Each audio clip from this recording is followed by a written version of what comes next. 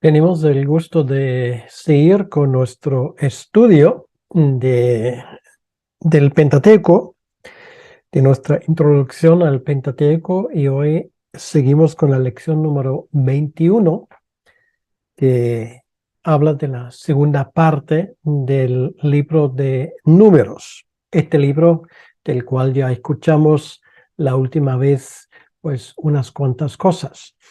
Y nos dimos cuenta que ese libro cubre los 38 o 39 años, según se cuente, del éxodo entre la partida del monte de Sinaí, llegando ya a las puertas del país prometido. Entonces cubre prácticamente todo el viaje por el desierto y obviamente también nos cuenta muchas de las cosas que pasaron, sobre todo en el primer año y en el último año de este viaje saliendo del monte de Sinaí. Hoy, y en la primera parte de lo que vamos a hablar ahora, vamos a hablar del viaje del monte de Sinaí a Kadesh Barnea. Esto es la parte del capítulo 10, versículo 11, hasta el capítulo 12 del versículo 16. Como siempre, recomiendo mucho de hacer una lectura, en el mejor de los casos, previa, si esto no es posible, por lo menos posterior, del material y del pasaje que cubrimos, para sacar el máximo beneficio de estas clases. Esto es muy importante. No solamente hay que escuchar las explicaciones que un servidor puede hacer del pasaje en cuestión, sino hay que estudiarlo con sus propios esfuerzos y ver el texto sagrado con nuestros propios ojos. Lo primero que vemos en este pasaje de Números capítulo 10, versículo 11, llegando al 12 y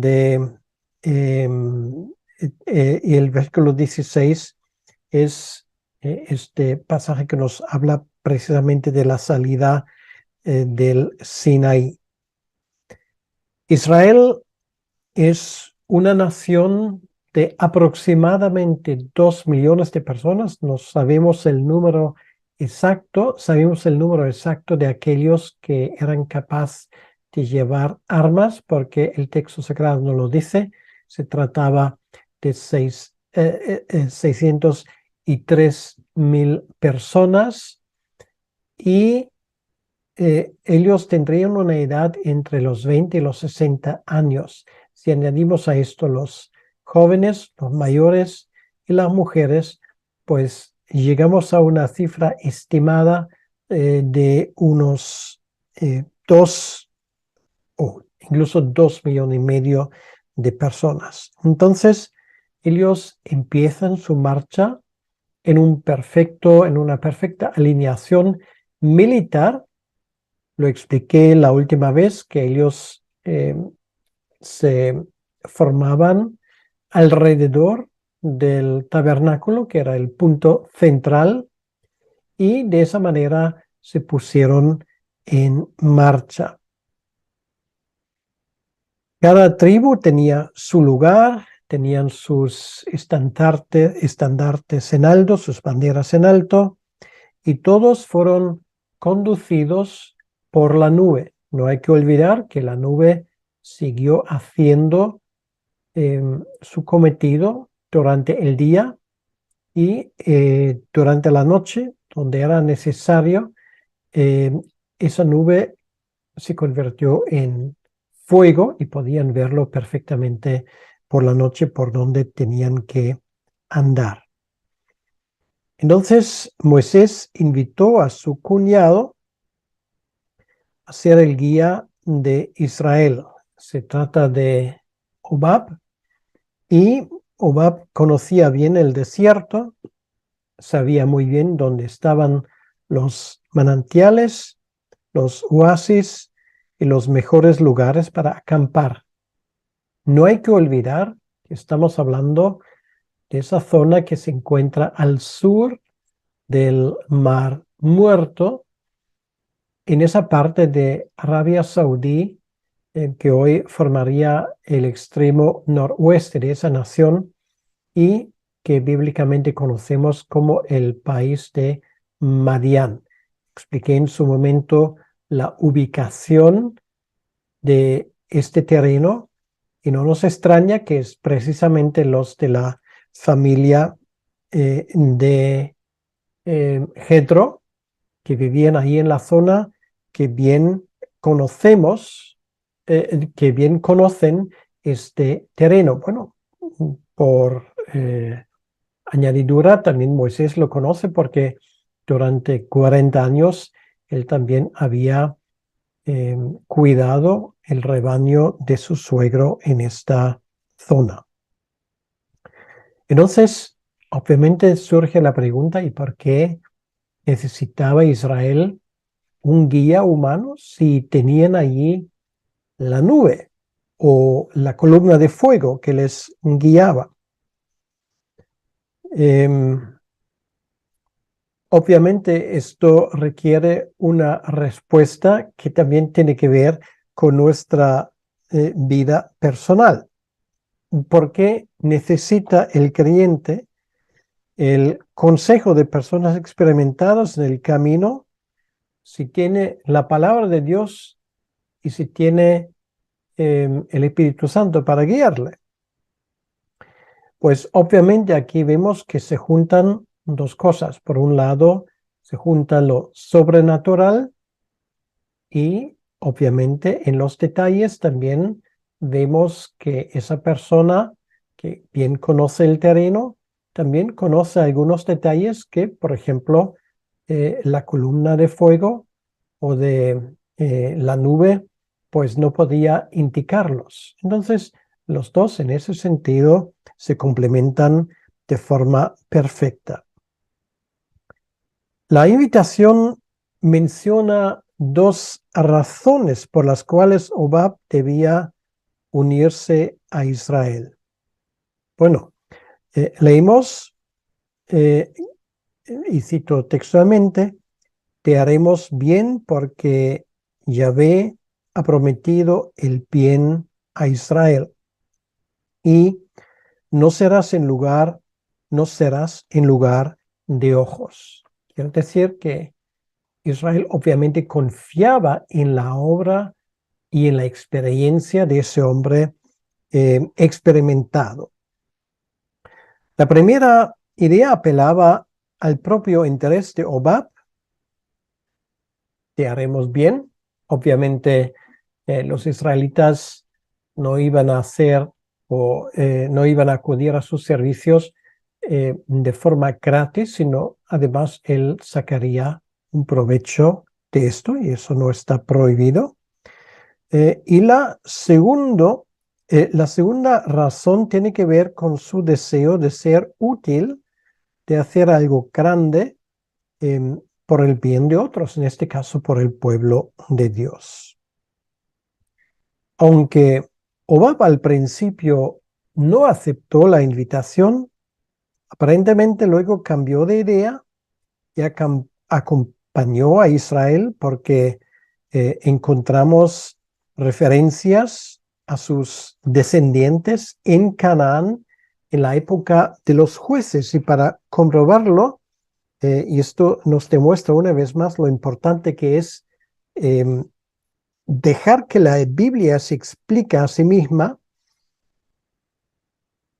voy a leer de Jueces capítulo 1, versículo 16, donde dice: y los hijos del ceneo, suegro de Moisés, subieron de la ciudad de las palmeras con los hijos de Judá al desierto de Judá, que está en el Negev, cerca de Arad, y fueron y habitaron con el pueblo. Y luego leemos en el capítulo 4, en el versículo 11, Eber, ceneo, de los hijos de Obab, suegro de Moisés, se había apartado de los ceneos, se había plantado sus tiendas en la valle de Zanaim, que está junto a Cedes. Entonces, con una Biblia, pero con un buen sistema de textos paralelos, con facilidad vamos a descubrir esas cosas que nos ayuden a entender el texto bíblico mejor. Después de haber estudiado esto, vamos al capítulo 11, y en el capítulo 11 del libro de Números, por primera vez y una vez más nos encontramos con el tremendo descontento del pueblo y también el desánimo correspondiente de Moisés. Lo primero que leemos aquí son las murmuraciones. Como había ocurrido antes en su viaje hacia el monte de Sinaí, ocurrió también aquí. Pronto Israel desvió su mirada de Yahvé y comenzó a quejarse en medio de este desierto. Es evidente que no era un viaje de placer. El sol que solía hacer y que suele hacerlo hasta el día de hoy en aquellas latitudes les hizo la vida difícil. Además, tenían que sufrir las privaciones y los peligros del ambiente por el cual marchaban. Pero era excusa para la ingratitud, la irritación y el espíritu rebelde. No habían aprendido a confiar en el Señor que les había cuidado durante tanto tiempo en el desierto. ¿Cuán pronto se olvidaron de la dura esclavitud en Egipto? De repente Egipto les parecía un lugar tan fantástico que se plantearon la pregunta: ¿y cómo hemos podido salir de ahí? Quedó obviamente en olvido los milagros tremendos que Dios obró al salir de Egipto. Se encuentra en parte la causa del descontento cuando leemos en el capítulo 11, el versículo 4. Dice: y la gente extranjera que se mezcló con ellos tuvo un vivo deseo, y los hijos de Israel también volvieron a llorar y dijeron: ¿quién nos diera a comer carne? La gente extranjera. Hay otras traducciones, por ejemplo, la Biblia de Jerusalén, que traduce la chusma, pero serían personas que en un principio étnicamente no pertenecían a las 12 tribus de Israel, pero que se habían juntado con los israelitas, aprovechando las bendiciones que ellos esperaban del Dios de Israel. Entonces, esto nos indica Éxodo, capítulo 12, el versículo 38. Allí leemos de esa muchedumbre, esos extranjeros, dice Éxodo 12, 38, también subió con ellos grande multitud de toda clase de gentes y ovejas y muchísimo ganado. Entonces, obviamente ellos que no eran étnicamente israelitas, aún codiciaban los beneficios que ellos tenían en Egipto. Realmente con su corazón y con su mente estaban allí. Y ellos fomentaron el descontento entre los israelitas. Esto se contagiaba y obviamente esto causó un problema muy grande cuando el descontento se extiende y cunde la crítica. Las murmuraciones descritas en el libro de Números son 8. Comienzan en esta sección con quejas en los extremos del campamento, pero luego hay lamentos en el campamento mismo. Y finalmente, críticas por los líderes más fidedignos, que eran nadie menos que Aarón y María, hermanos de Jesucristo. Y nos damos cuenta que Moisés realmente no lo tenía fácil y le vemos en más que una ocasión como intercesor abnegado y dedicado que realmente salva el futuro de ese pueblo. La falta de carne y la carga pesada para esa gente era razón suficiente para criticar duramente a Moisés. Entonces, luego vemos a Moisés aquí como el siervo de Dios que está rendido por el excesivo trabajo y por la frustración de no poder satisfacer la necesidad del pueblo. Se siente impotente, cansado. Bueno, ¿quién no podría identificarse con él en una situación así? Muchos de los más nobles varones de Dios han tenido a veces la misma experiencia de Moisés, están cansados. Sin embargo, aquí nos damos cuenta que, humanamente hablando, el destino del pueblo de Dios y del plan de salvación pende de un hilo, como tantas veces. Obviamente Dios no iba a permitir que ese hilo se rompiese. Y aquí Dios solucionó el problema de Moisés impartiendo su espíritu a los 70 ancianos a fin de que ellos pudieran llevar algo de la carga que Moisés había llevado solo. Es muy posible que Moisés mismo tenía parte de la culpa, porque ya nos damos cuenta que en el capítulo 18 del libro de Éxodo viene precisamente su suegro, Jetro, para darle a Moisés unas lecciones importantes, cómo distribuir el trabajo. Parece que después de partir del monte de Sinaí, habían vuelto a las andadas y una vez más Moisés se sentía realmente incapaz de hacer frente a todas las exigencias de su tarea, porque simplemente esto sobrepasaba la posibilidad de una sola persona. Entonces, aquí tenemos estos ayudantes ahora y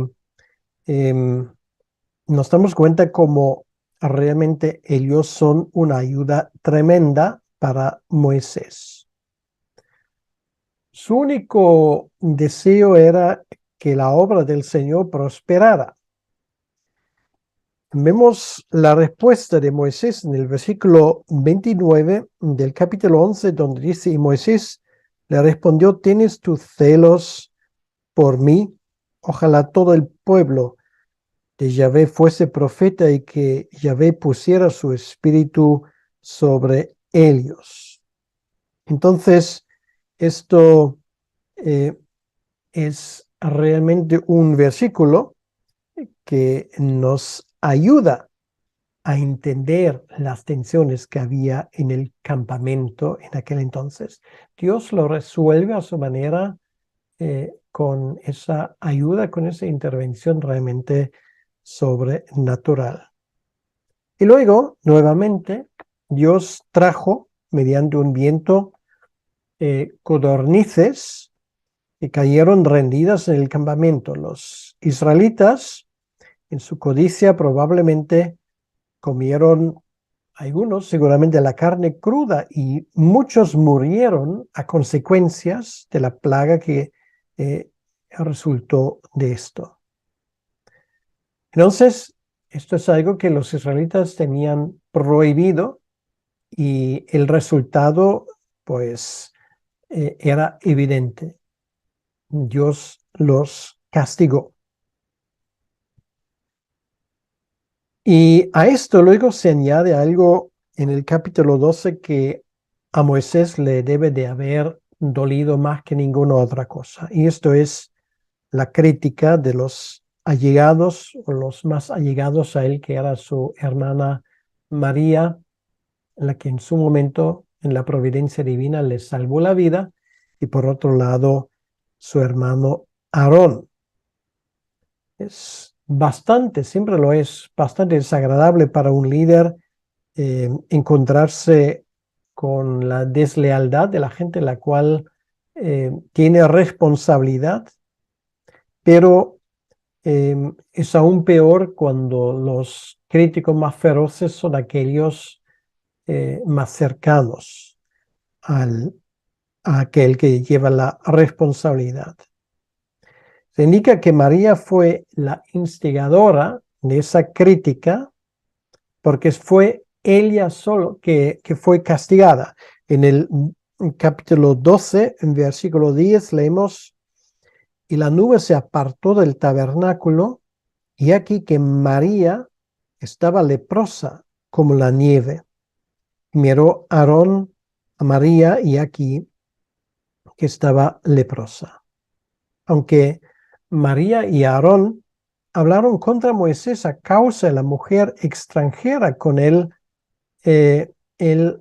con la cual él se había casado, el motivo verdadero lo encontramos en el versículo 2 del capítulo 12. Ahí dice: solamente por Moisés ha hablado Yahvé, ¿no ha hablado también por nosotros?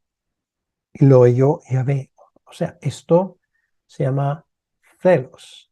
Esto se llama soberbia. Esto se llama orgullo herido y es nefasto. No estaban contentos con ocupar un lugar secundario detrás de Moisés.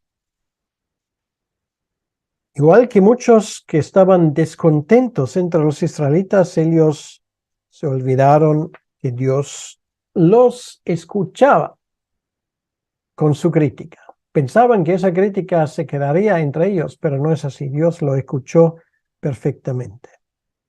Y así también, obviamente, serían las consecuencias para María, sobre todo. Moisés, como también nos indica el libro de Números, era un hombre muy humilde y no se defendió. Esto realmente para nosotros es un gran ejemplo. Estaba tan ocupado sirviendo al Señor que en realidad no prestó atención a los ataques contra sí mismo. Siempre él se manifestó con celo para defender el honor de Yahvé, pero dejaba que Dios, que fuera Dios que vindicaba su propia causa. Primero, el Señor habló en el tabernáculo a Aarón y a María, indicándoles que Moisés era superior a todos los demás profetas. En el capítulo 12, versículos 6 a 8, escuchamos: y él les dijo: oíd ahora mis palabras. Cuando haya entre vosotros profeta de Yahvé, le apareceré en visión, en sueños hablaré con él. No así con mi siervo Moisés, que es fiel en toda mi casa. Cara a cara hablaré con él, y claramente, y no por figuras, y verá la apariencia de Yahvé. ¿Por qué pues no tuvisteis temor de hablar contra mi siervo Moisés? El líder de los israelitas era fiel en toda la casa de Yahvé. O sea, él gobernó la nación de Israel de forma ejemplar. Dios no habló por visiones o sueños como él solía hablar con otros profetas, sino le habló cara a cara, como acabamos de escuchar aquí, es decir, con intimidad, como lo hace un amigo con el otro. Solo Moisés vio la apariencia de Yahvé no como una forma divina, sino como alguna evidencia inequívoca de su presencia gloriosa. Si vamos al capítulo 33 del libro de Éxodo, aquí tenemos algunos ejemplos de lo que acabo de decir. Éxodo capítulo 33, vamos a leer primero el versículo 11. Y hablaba Yahvé con Moisés cara a cara, como habla cualquiera a su compañero, y él volvía al campamento, pero el joven Josué, hijo de Nun, su servidor, nunca se apartaba de en medio del tabernáculo. Y luego podemos verlo la misma cosa en el capítulo 33, versículo 20 al 23, el final del capítulo. Dice, no podrás ver mi rostro porque no me verá hombre y vivirá. Y aún dijo Yahvé, he aquí un lugar junto a mí y tú estarás sobre la peña. Cuando pase mi gloria, yo te pondré en una hendidura de la peña y te cubriré con mi mano hasta que haya pasado. Después apartaré mi mano y verás mis espaldas, mas no se verá mi rostro. Bueno, nos damos cuenta que Moisés realmente tenía un estatus privilegiado como nadie lo había tenido ni antes ni después, ningún profeta del Señor. Luego, como ya lo he mencionado, Dios hirió a María con lepra.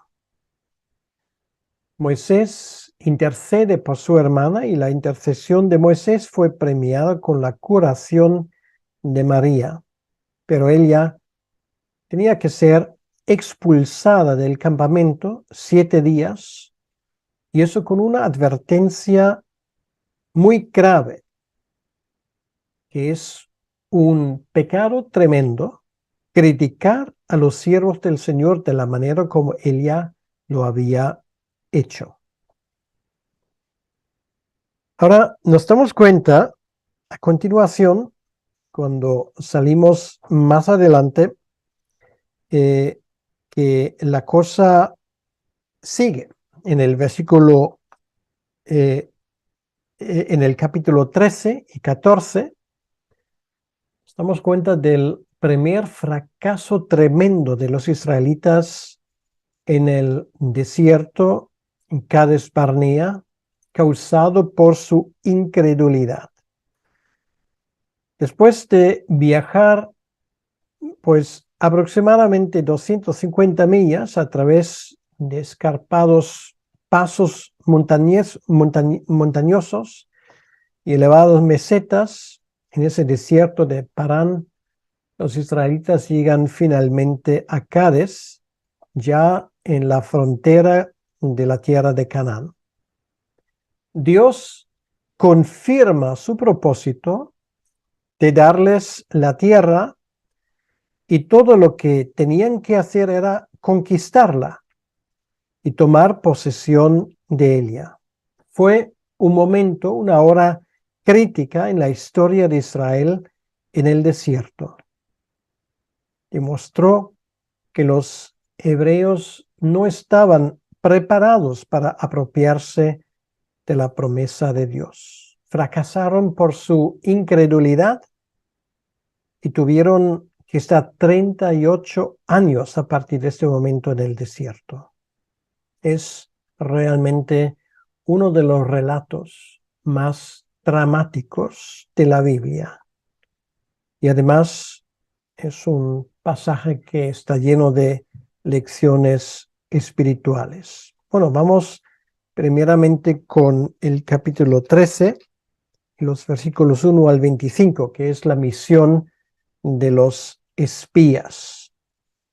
Al comparar Deuteronomio 1, 22 al 23 con el relato de Números, nos damos cuenta que el envío de los espías tuvo su origen en las peticiones del pueblo a Moisés.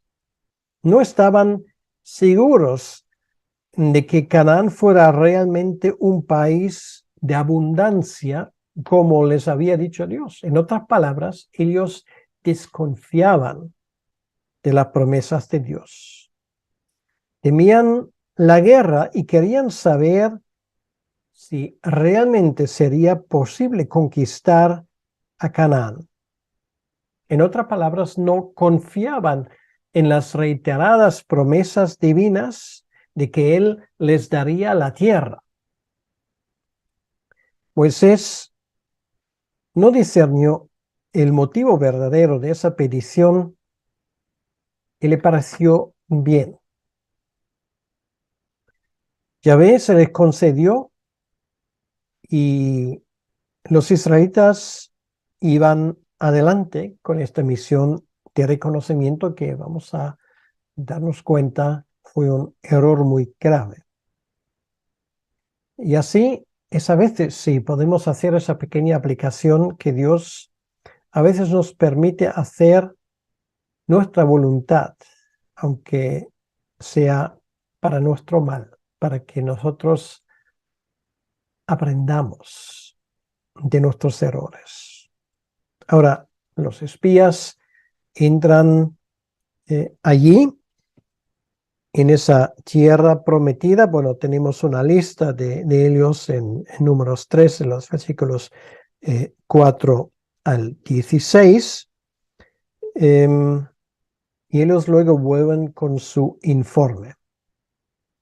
Aunque los 10 espías admitieron que la tierra fluía de leche y miel, se apresuraron a hablar sobre los grandes obstáculos, las ciudades fortificadas, la gente que eran supuestamente gigantes. Bueno, obviamente, y no cabe duda que ellos estaban exagerando. Describieron posiblemente la realidad, porque sí, efectivamente había lugares fortificadas, pero nos damos cuenta en el relato que obviamente están exagerando, por ejemplo, en cuanto a la altura de sus habitantes. Habían visto lo que habían pensado que verían y lo relataron con un creciente pesimismo.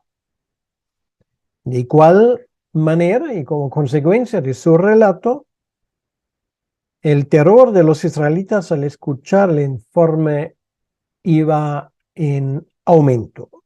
Caleb acalló al pueblo con palabras de ánimo y fe, finalmente. Él no negó que los 10 espías habían dicho la verdad, pero puso su esperanza en lo que Israel podía hacer con la ayuda de Dios.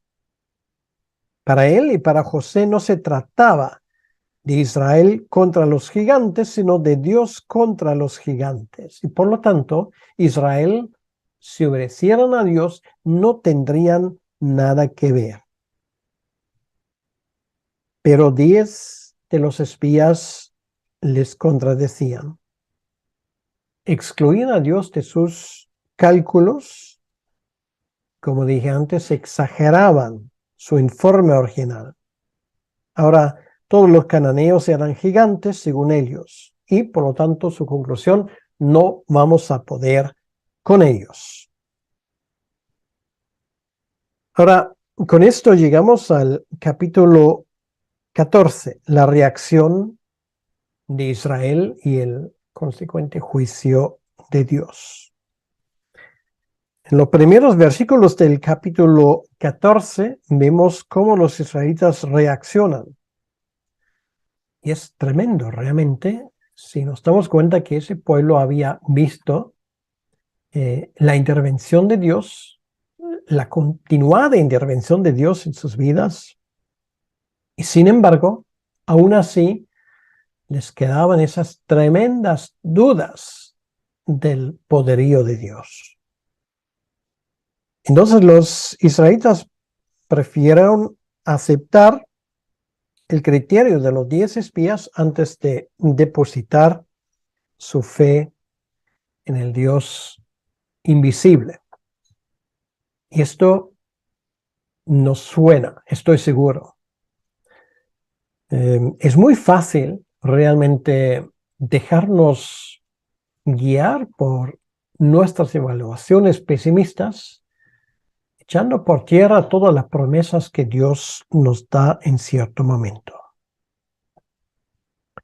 Pero qué espectáculo más triste daban los israelitas ante los ojos de aquellos que les observaban desde fuera.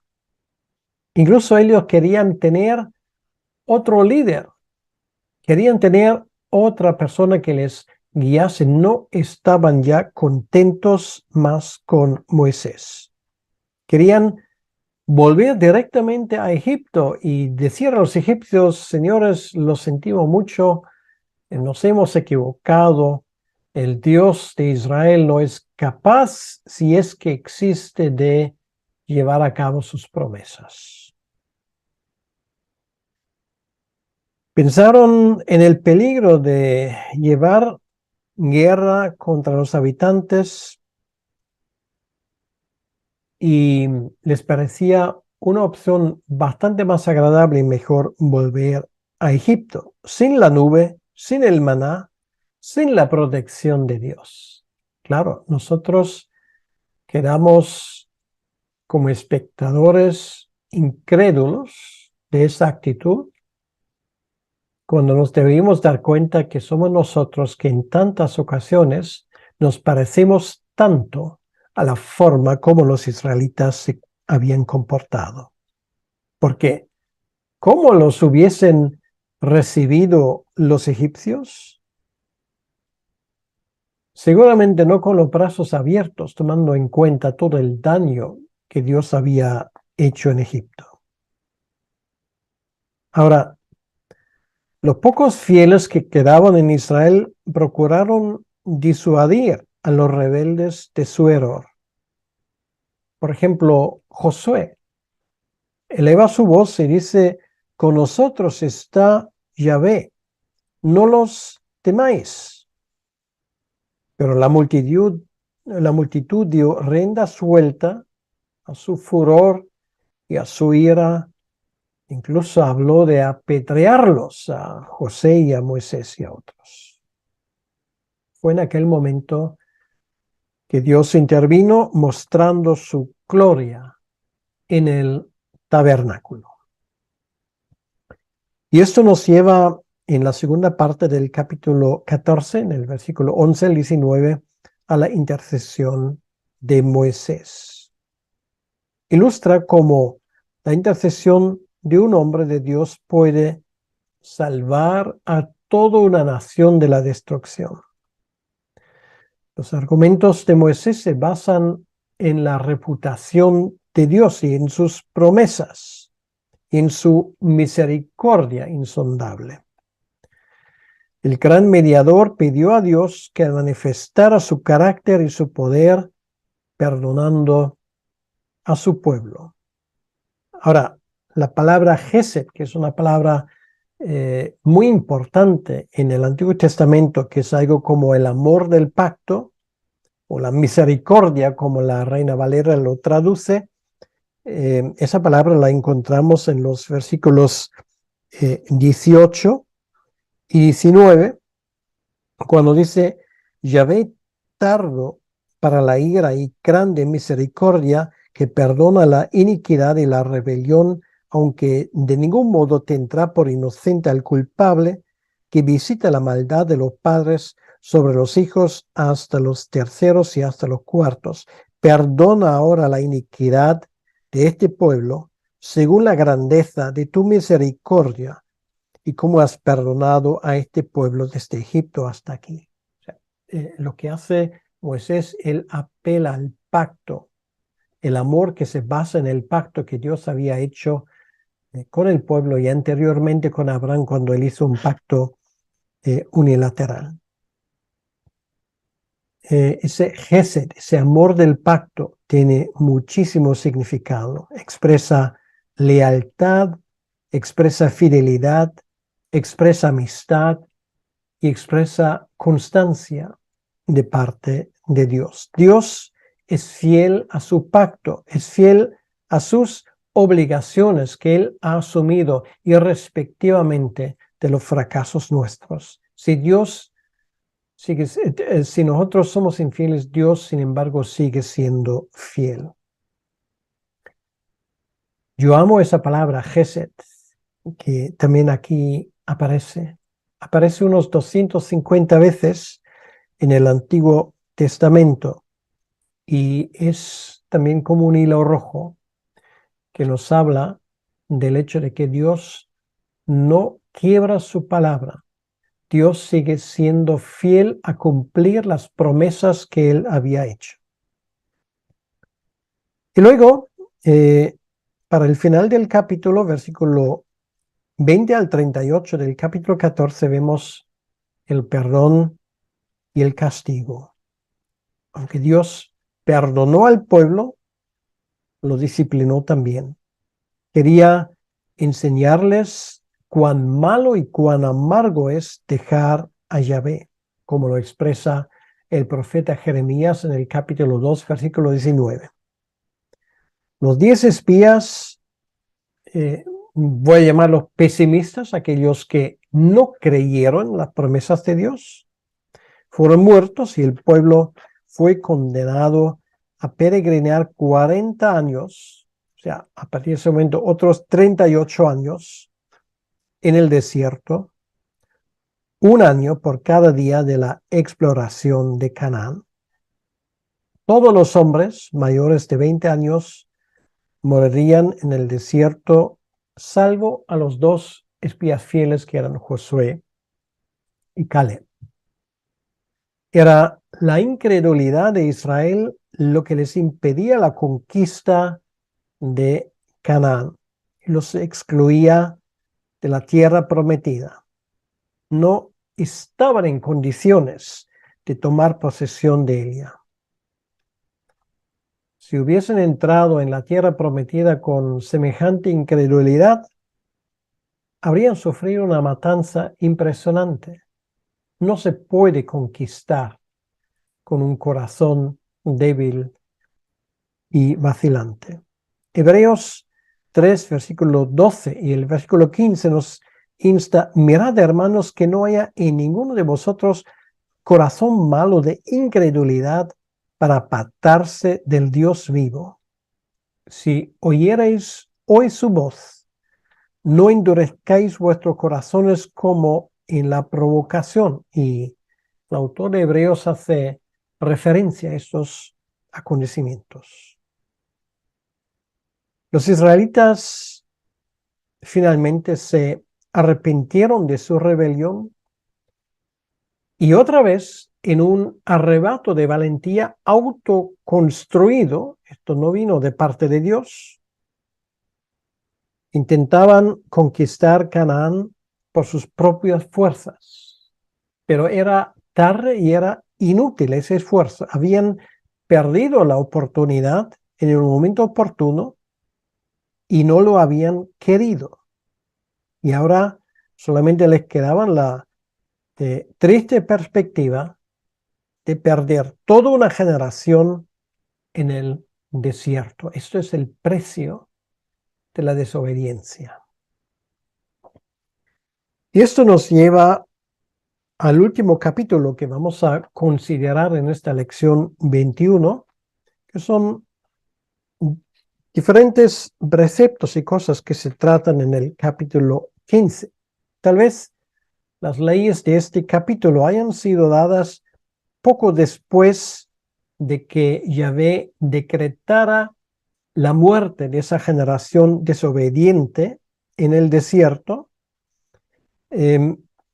porque esos preceptos tienen que ver con cómo regular la vida en ese tiempo.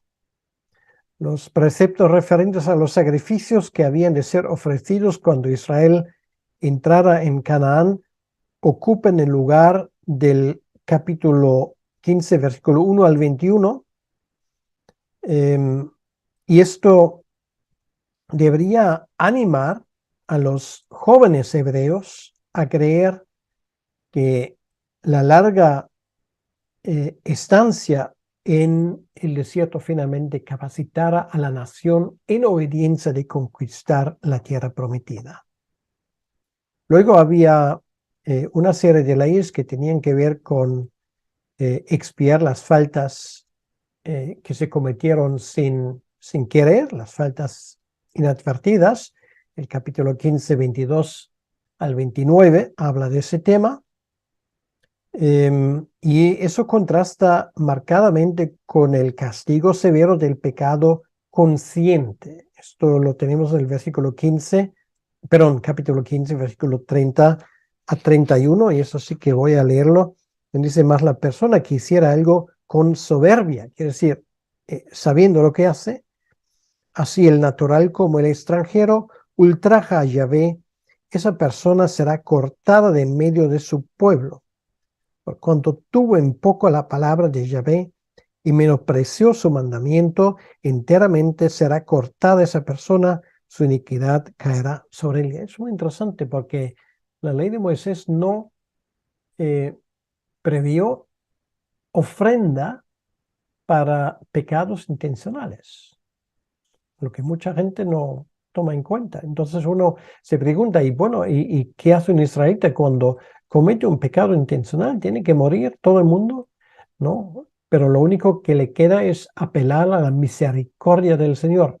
Un buen ejemplo, el Salmo 51, David, cuando comete el adulterio con Batsabé y está involucrado del homicidio del esposo de Batsabé, directamente debería haber muerto. Por lo tanto, David no puede decir, bueno, voy a llevar tal y tal sacrificio. No, no estaba previsto esto. Solamente le quedaba apelar a la misericordia del Señor. Quizás los israelitas, arrepentidos de haber sido incrédulos en Cades Barnea, habrían perdido la esperanza de poder agradar a Dios, y a ellos animó Dios recordándoles la misericordia que podía obtenerse mediante sacrificios que expiaran pecados cometidos por ignorancia, como por ejemplo se estipula en Levítico 4 y 5. Toda desobediencia, aunque no intencional, era pecado, pero si no era deliberada, podía ser expiada.